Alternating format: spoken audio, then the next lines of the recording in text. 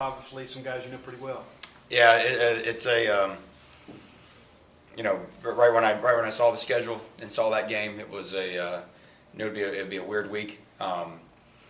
When we walked out on Sunday practice and we saw the scout team wearing the numbers of the defensive players that I coach, and you know all those guys, you know who they're submitting practice. That's a really odd moment. But beyond all that, we're playing a really good football team. We're playing a team that in my mind will almost certainly win the Western Division of Conference USA and be in the championship game again.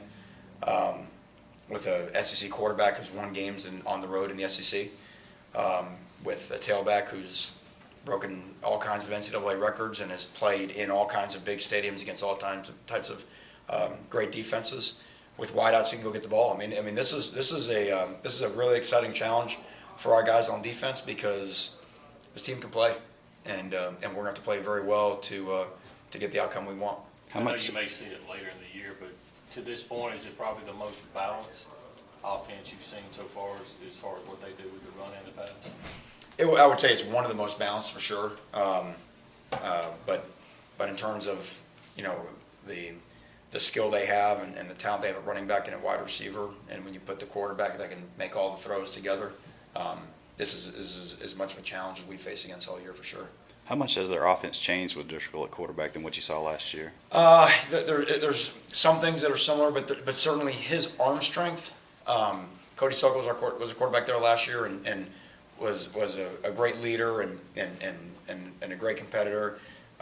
Jeff Driscoll just has an arm that's very few in the country can compare to. I mean, the throws he can make, he can roll out to his right, throw the ball 45 yards back across the field, things that people don't normally do. He breaks some of your rules. Usually when the quarterback rolls out, he only throws the ball to that side. He can roll out and throw the ball back across the field to the other side on a rope. So that has given them a little bit more flexibility with some of the plays that they can call in the passing game. And then he's also a very good runner. He's got very good speed and can hurt you on some of the deceptive, where he pulls the ball out of the running back's belly. So you already got to deal with Dixon, and now you got to account for the quarterback as a runner as well. What did you like from Vontaria Store last year at Louisiana Tech? To me, his toughness. He was a guy that played the game in a physical manner. Really became, he had battled some injuries before I got there, but he really became sort of one of the leaders of the defense because of his, just the tenacity that he played with, and was a big part of the success we had last year. I know Skip and some other guys on the staff have kind of said that they may have to change some of the terminology and calls and stuff like that from your familiarity. Is there anything on MSU's end you have to change, or did everything change over when you came? Yeah, I mean, there'll be some things that'll be the same. There'll be some things that'll be different, but I think Dan hit on the head. I don't think there's as many secrets as we all are led to believe, and their guys will be worried about executing their plays, and our guys will be worried about executing our plays.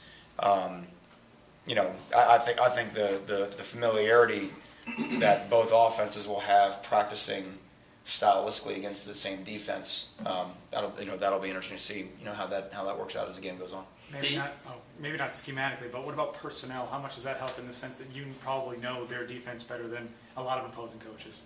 Certainly, but I've always felt, and I've had some of these similar situations in the past. Usually, what you're doing is you're just confirming what the film says. And again, our offense staff, they're smart guys. So, if they ask you a question, hey, what about this guy? It's usually what the film says. They know this guy can play. They know this guy's dynamic. A lot of times you can just back up, a little bit, hey, yeah, this is where this guy was, and, in some detail. But I really think that when the game begins, all that stuff flies out the window.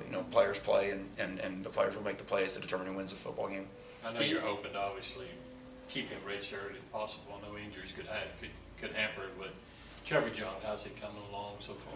Really well. Every time he gets an opportunity in our situations, because we still coach those guys hard every week. He's doing something every week to let you know that he's right on track, right on schedule. Still in terms of understanding the where to go and on every snap, that's still what he's learning. And it's just the idea of him missing spring practice. I think if he'd have been here for spring practice, I think there's no doubt he'd be in our rotation right now. But I think he's happy with where he's at. I think he feels his development is right on course to jump in the spring. Is he a guy versatile enough to play both Wheeler and Sam? That's possible. We looked at him in both places in two-a-days, and I think when we come back in the spring and assess our personnel, I think we'll see where he fits on the outside.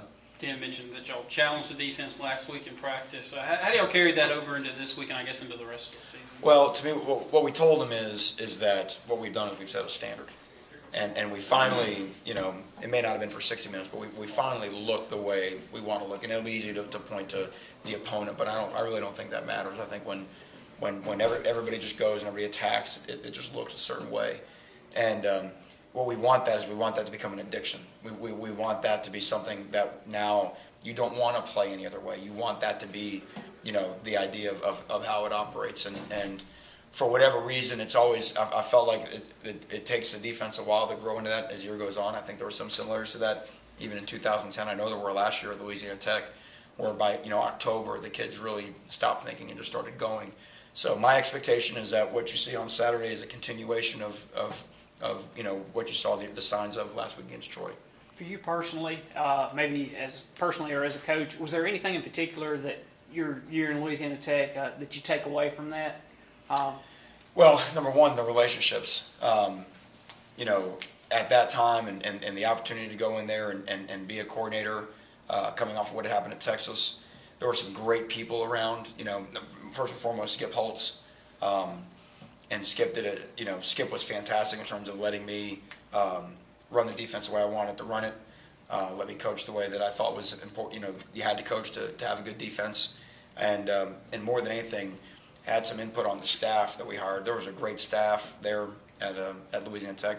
Blake Baker is now the defense coordinator there, and Oscar Giles and a couple other guys, and the camaraderie of our staff, I thought really was a major factor in the success that we had on the field. When the kids see that everybody in the staff is on the same page, I think you play at a little bit of a higher level. So there were some things that I really wanted to believe that were true in this profession, and that year gave me the opportunity to prove that they were. That if you have some certain things, it does make a difference in the way your team plays.